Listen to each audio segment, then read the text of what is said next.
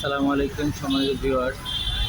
অনেক সময় পাত্র নির্বাচন করতে গিয়ে দেখা যায় অনেকে বলে যে ছেলে এরকম পাঁচতলা ছয়তলার বাড়ির মালিক। তো একটা জিনিস খেয়াল করেন বন্ধুরা, ওই পাশের যে বিল্ডিংটা দেখেন ওটা একটা, আর এই বিল্ডিংটা কিন্তু একটা। নিচের গ্রাউন্ড ফ্লোর দিকে দেখেন একতলা, দুইতলা, তিনতলা, চারতলা, পাঁচতলা, ছয়তলা। এই ছয়তলা বাড়ির মালিক।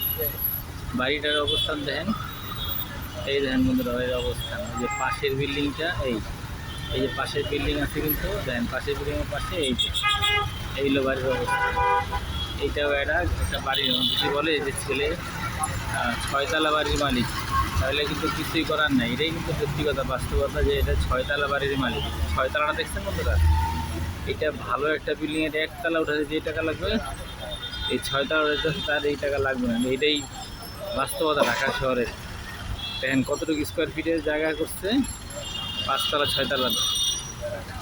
হ্যাঁ, এটা কিন্তু আসলে দেখার কেউ নাই, বলার কেউ নেই। পাশে একটা বিল্ডিং আছে দেখেন, দেখতে 100% যাওয়া হবে কি না, বুঝছেন, 100% হবে কি না বলা যায় না, কিন্তু তারপরেও করছে মানুষ। মানে কোনো কিছুর তোয়াক্কা নাই। ঠিক আছে বন্ধুরা।